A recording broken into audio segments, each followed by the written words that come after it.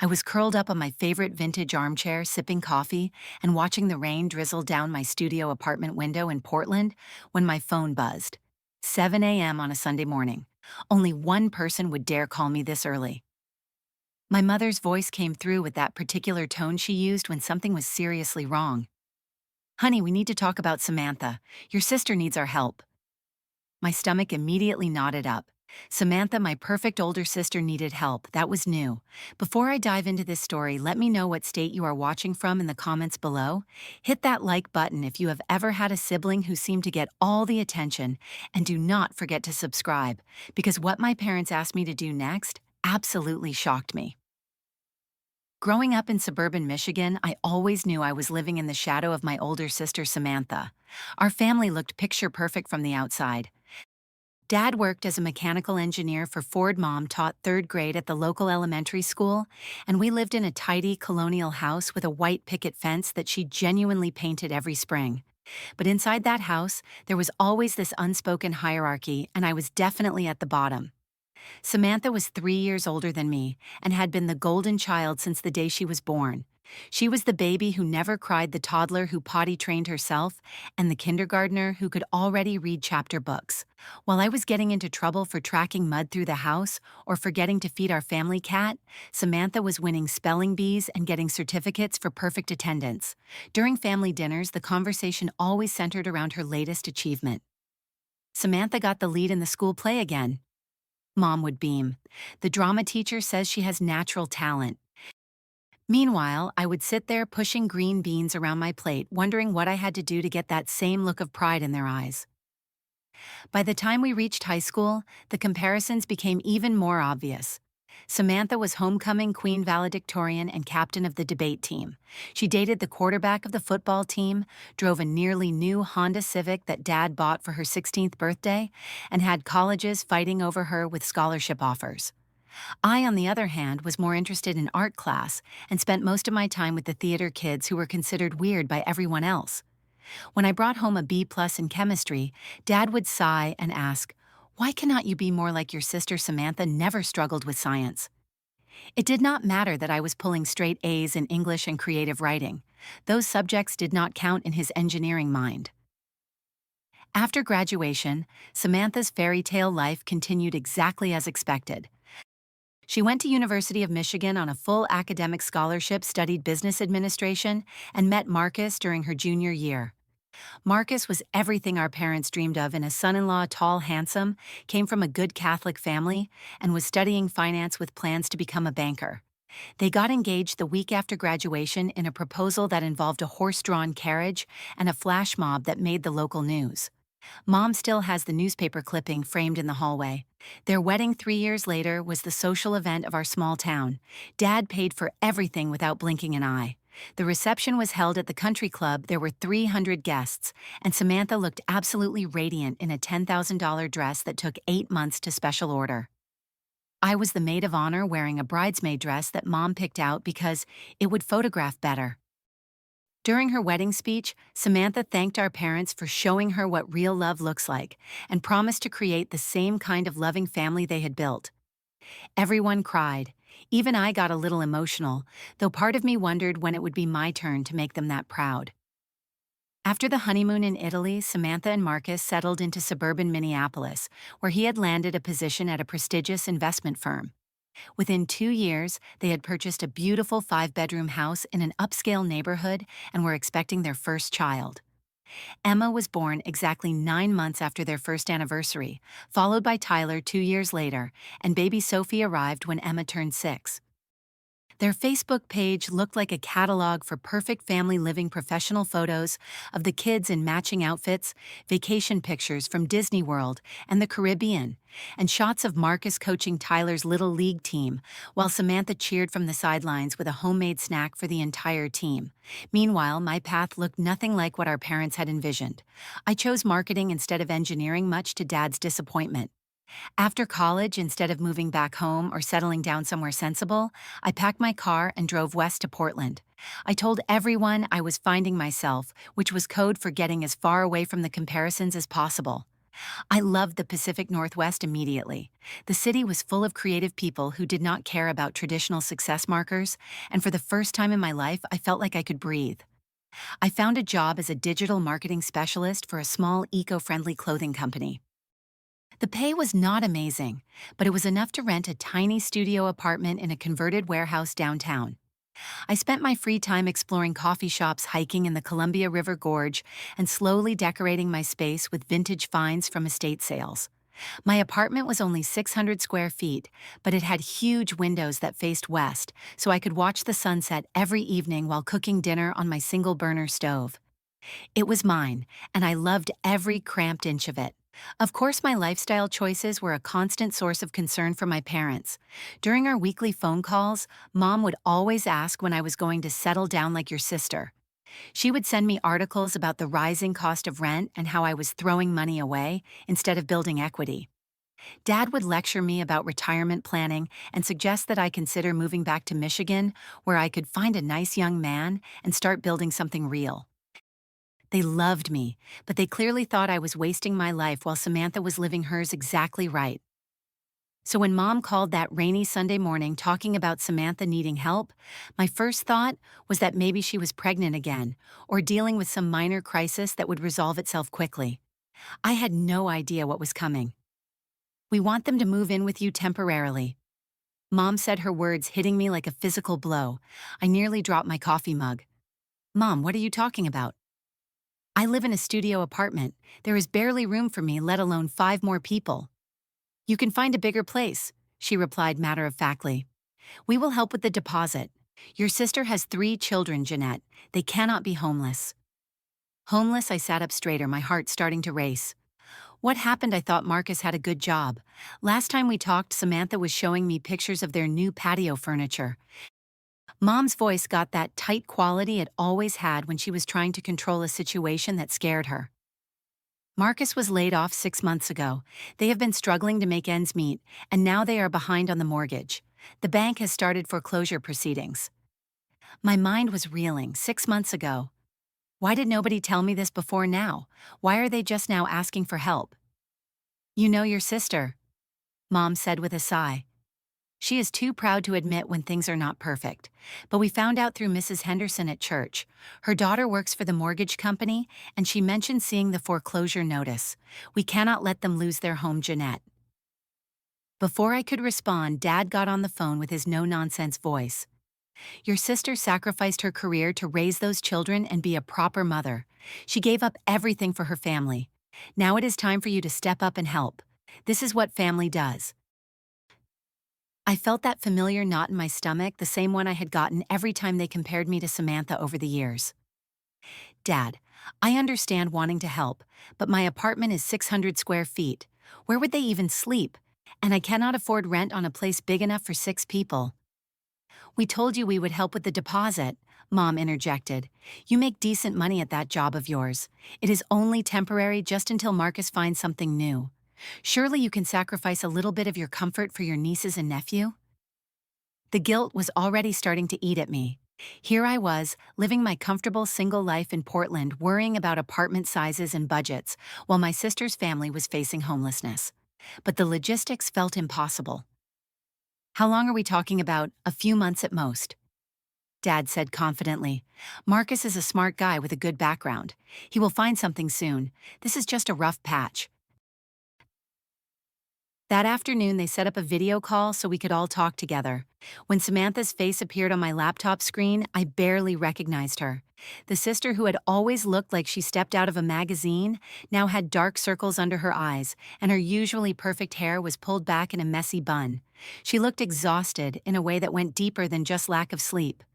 Behind her, I could see the chaos of their house. Toys were scattered everywhere, there were boxes stacked against the walls, and I could hear the kids arguing in the background.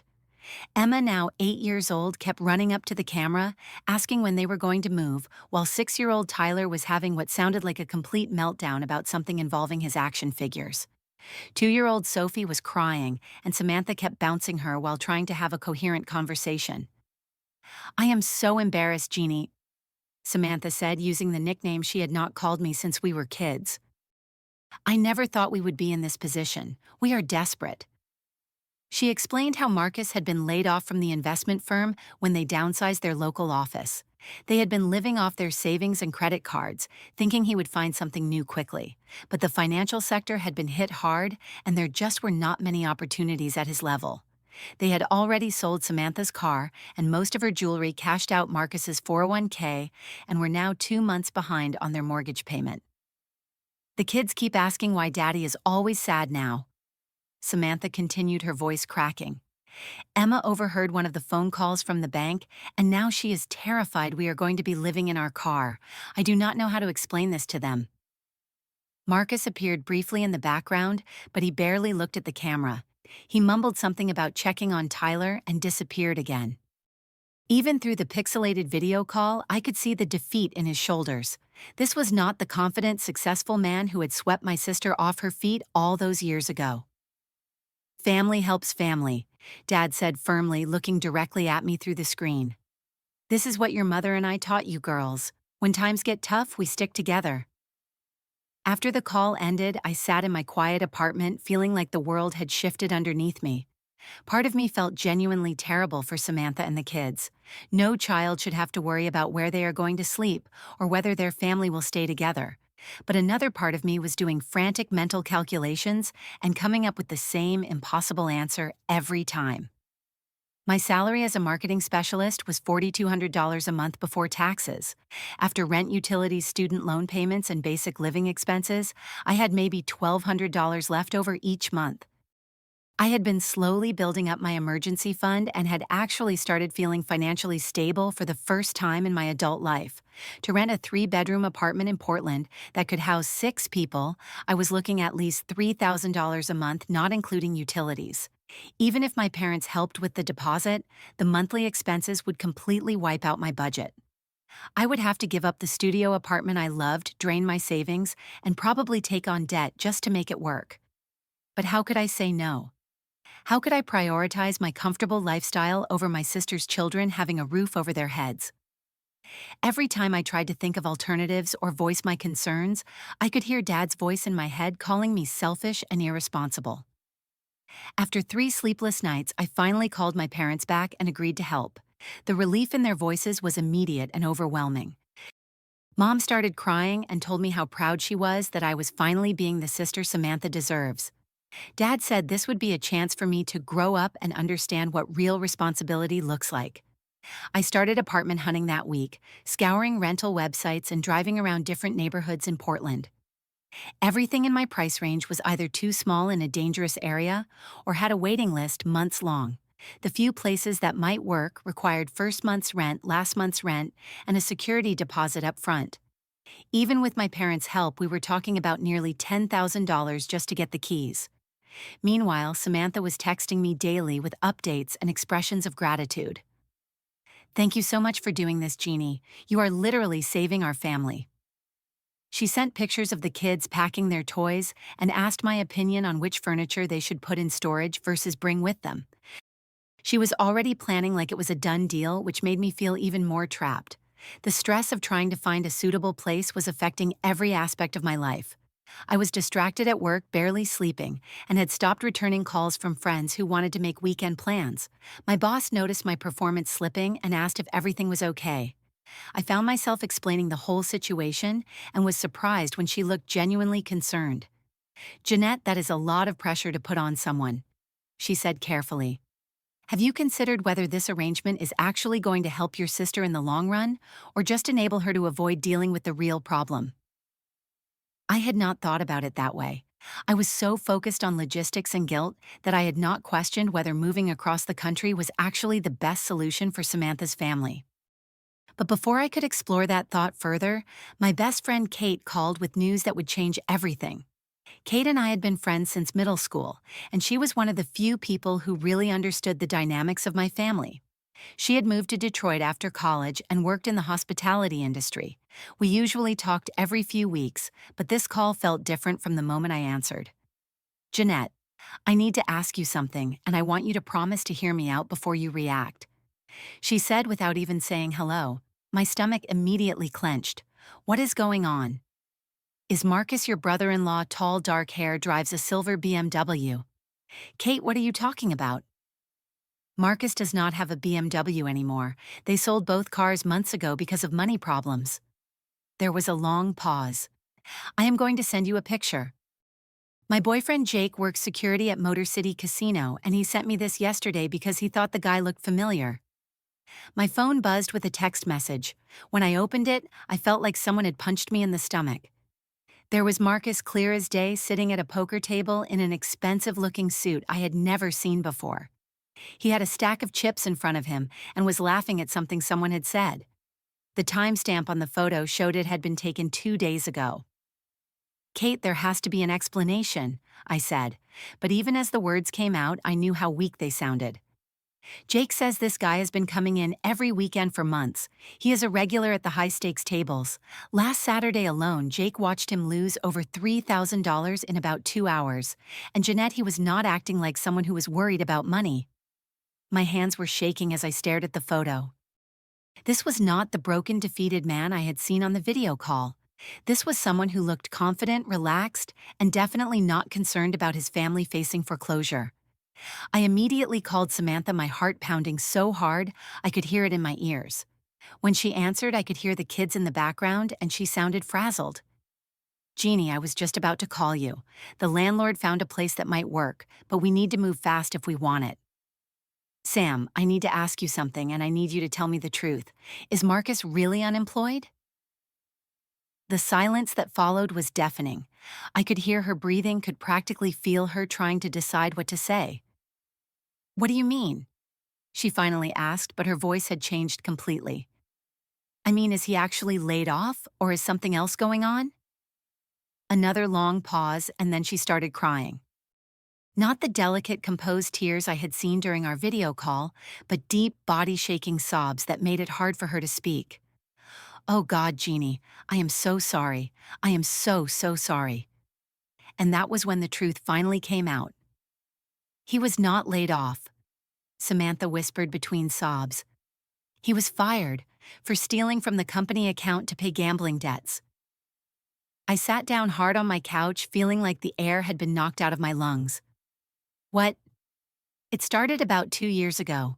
Just occasional trips to the casino with clients, business entertainment. But then it became weekends. Then it was every night after work.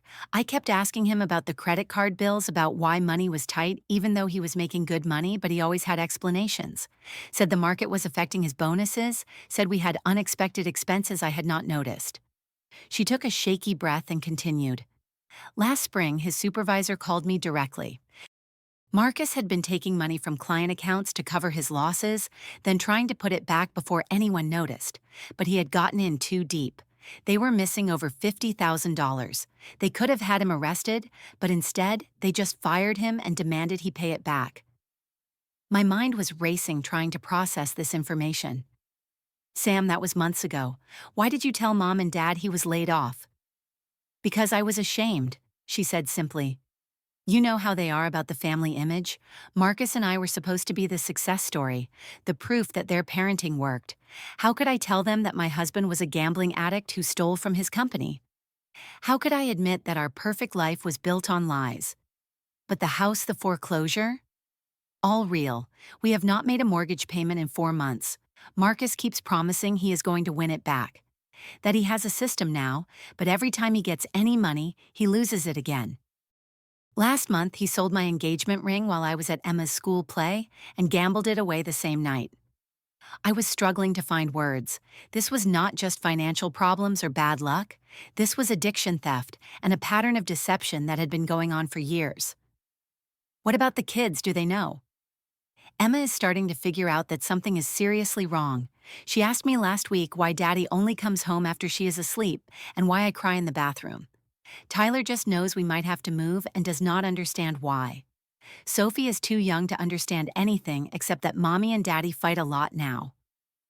Samantha, why are you protecting him? He stole money. He put your children at risk. He has been lying to everyone, including you. Because I love him, she said quietly. Or I love who he used to be. And because admitting the truth means admitting that our whole marriage has been a lie. It means telling Mom and Dad that their perfect daughter married a criminal, It means accepting that I failed as a wife. You did not fail as anything. You are not responsible for his choices. But I enabled them, Jeannie. I covered for him. I made excuses. I kept believing him when he promised things would change. And now my kids are paying the price for my stupidity. We talked for another hour, and slowly the full picture emerged. Marcus had been gambling long before they got married, but he had hidden it well during their engagement. There had been warning signs that Samantha had ignored or explained away. Credit cards that were mysteriously maxed out business trips that seemed expensive for what they were supposed to be mood swings that she attributed to work stress. After Emma was born, he had seemed to get better for a while. But when Tyler arrived and the financial pressure of a bigger family kicked in, the gambling got worse. He had taken cash advances on credit cards borrowed against his 401k and eventually started taking money from work. Each time he promised it was the last time that he would quit, that he would get help. But the pattern never changed. The worst part is that I think he actually believes his own lies now, Samantha said. When he tells me he is going to fix this, I think he genuinely means it in that moment. But then the next day, he is back at the casino convinced that this time will be different. Where is he now? I do not know. He left 3 days ago saying he had a job interview, but I have not heard from him since. His phone goes straight to voicemail. I am pretty sure he is in Detroit or maybe Chicago. There is a tournament this weekend that he mentioned wanting to go to. My heart broke for her, but I also felt a surge of anger that surprised me. Sam, you cannot move in with me. Not like this. Not with these lies. What do you mean? I mean, you cannot bring this dysfunction into my life and ask me to be part of covering it up. If Marcus shows up in Portland and starts gambling away money that I am working my ass off to earn, what happens then? If he steals from me or my neighbors or gets into legal trouble, am I supposed to lie to protect the family image too? She was quiet for a long moment. So you are saying no, you will not help us. I am saying I will not help you continue this lie, but I will help you face the truth. That night, I made the hardest phone call of my life. I dialed my parents' number and told them everything Samantha had shared with me. The silence on the other end of the line was deafening.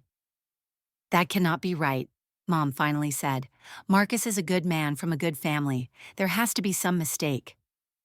Mom Samantha confirmed it herself. He has been gambling for years, and now he has stolen money from his company. That is why he was fired, not laid off. Mo, Dad's voice was tight with anger when he finally spoke. If this is true, then Samantha has been lying to us for months. How could she let us believe that we needed to disrupt your life to help with some temporary setback when the real problem is her husband's criminal behavior? She was ashamed, I said. She was trying to protect the family image that you two have always been so concerned about. Do not turn this around on us, Jeanette, Dad snapped. We did not teach her to lie or cover up for criminals. But had they, I thought about all those years of pressure to be perfect, to maintain appearances, to never disappoint the family name.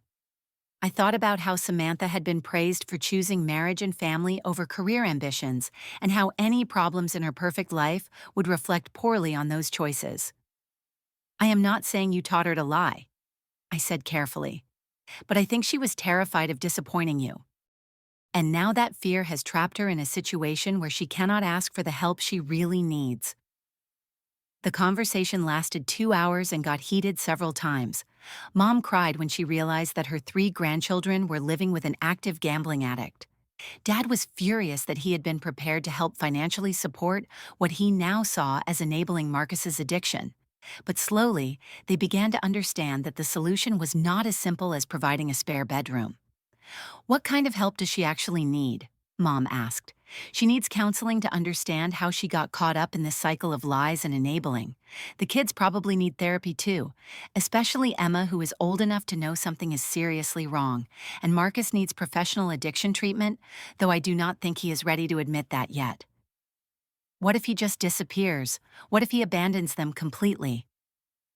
Then Samantha will need help rebuilding her life as a single mother. But that is still better than pretending everything is fine while her children watch their father destroy their family. Dad was quiet for a long time before he spoke again. You are right to refuse to be part of this deception. I was wrong to pressure you into taking on a responsibility that was not really going to solve anything. Over the next few weeks, my parents and I worked together to offer Samantha real support instead of just a geographic bandage. Mom researched therapists who specialized in families affected by gambling addiction and found support groups for spouses of addicts. Dad offered to pay for counseling for Samantha and the kids and to help her find legal advice about protecting herself financially from Marcus's debts. It was not easy. Samantha was initially angry that I had betrayed her trust by telling our parents the truth. She accused me of destroying her marriage and ruining her children's lives. But after Marcus disappeared for 10 days and came back having lost another $8,000 that she had not even known they had, she finally agreed to get help. The road to recovery was long and complicated. Samantha had to file for divorce when Marcus refused to enter treatment and instead moved in with his brother in Las Vegas, where he could gamble legally around the clock. She and the kids moved back in with our parents temporarily, which was hard on everyone, but gave her the support system she needed while she figured out her next steps. Emma started seeing a counselor who specialized in helping children whose families had been affected by addiction. Tyler needed extra support at school as he struggled to understand why his father was not coming home anymore. Sophie was too young to fully grasp what was happening, but the stability of living with her grandparents helped her stop having the nightmares that had been plaguing her for months. Samantha got a part-time job at a local bank, which was a difficult transition after being a stay-at-home mom for 8 years. But her supervisor was understanding about her situation, and the flexible hours allowed her to be available for the kids while they all adjusted to their new reality. She also started attending meetings for families of gambling addicts, where she learned that she was not alone in having been deceived and manipulated by someone she loved. The hardest part was letting go of the shame and perfectionism that had kept her trapped for so long. She had to learn that asking for help was not a sign of failure, and that her worth was not tied to maintaining an image that had never been real in the first place. As for me, I kept my studio apartment and my life in Portland, but my relationship with my family changed dramatically. The crisis had forced all of us to confront the ways that our obsession with appearances had actually made it harder for Samantha to get the help she needed when she first needed it. Mom and Dad apologized for the years of unfair comparisons and for pressuring me to sacrifice my stability for a solution that would not have actually solved anything. They began to understand that there were different ways to live a successful life, and that my choice to prioritize honesty and independence had actually prepared me to offer more meaningful support when it really mattered. During our weekly family calls now, we talk about real things instead of just accomplishments and updates. Samantha shares her struggles with rebuilding her credit and her fears about dating again. Mom talks about how hard it is to watch her grandchildren deal with the aftermath of their father's choices. Dad has started asking me about my work projects and my hiking adventures, genuinely interested in the life I have built, rather than constantly suggesting ways to change it. The kids are doing better than anyone expected. Emma is more anxious than she used to be, but she is also more compassionate and mature. Tyler has thrived with the stability of living with his grandparents and having clear, consistent rules. Sophie barely remembers the chaotic last months of her parents' marriage and has bonded closely with my dad, who has discovered that he loves reading bedtime stories and teaching her to garden. Marcus has contacted Samantha a few times, usually when he has lost big and wants money or sympathy, but she has learned to set boundaries and protect herself and the kids from his manipulation. The last I heard, he was living in a casino hotel in Atlantic City and had cut off contact with his own family as well. Sometimes people ask me if I regret not helping in the way my parents originally wanted. They wonder if I should have just taken in the family and figured out the details later. But I have learned that sometimes the kindest thing you can do for someone you love is refuse to enable their lies, even when saying no feels cruel in the moment. Real family support means helping people face the truth and build genuine solutions, not hiding from reality or pretending that love alone can fix addiction and deception. I could have bankrupted myself renting a bigger apartment and supporting 6 people on my salary, but that would not have addressed the gambling problem that was destroying my sister's family. It would have just moved the crisis from Minnesota to Oregon and probably made it worse by adding more financial pressure and stress. Looking back, I realized that my parents' request was not really about helping Samantha. It was about maintaining the illusion that our family could solve any problem as long as we all pulled together and kept up appearances. But some problems cannot be solved by good intentions and sacrifice. Some problems require professional help, honest conversations, and the courage to admit when something is seriously wrong. My sister needed more than a place to stay. She needed to understand how she had gotten trapped in a cycle of lies and denial, and she needed to learn how to protect herself and her children from someone whose addiction had made him dangerous to their well-being. She needed to grieve the loss of the marriage she thought she had and figure out who she was outside of her role as the perfect wife and mother. Most importantly, she needed to know that her family would love and support her, even when her life did not look perfect, even when she made mistakes, and even when she needed help that was more complicated than just money or a spare bedroom. That support turned out to be much more valuable than anything I could have offered by simply saying yes to the original request. And it taught all of us that real love sometimes requires the courage to say no to what someone wants in order to give them what they actually need. Now, when people ask me about family loyalty, I tell them that loyalty without honesty is not love at all. It is just fear dressed up as virtue. And I have learned that being the sister who tells the truth, even when it hurts, is much more important than being the sister who never causes any trouble. The journey has not been easy for any of us, but we are all stronger and more genuine than we were before. And that feels like a victory worth celebrating, even if it does not look anything like the perfect family portrait we used to pretend to be. Thank you so much for listening to my story. I hope it helps someone else who might be facing pressure to enable a loved one's destructive behavior. Have you ever been in a situation where you had to choose between keeping peace and telling the truth? Let me know in the comments below. If this story resonated with you, please give it a like and share it with someone who might need to hear it. And do not forget to subscribe for more real stories about family relationships and finding the courage to choose honesty over appearances. Until next time, remember that the people who truly love you will respect your boundaries, not punish you for having them.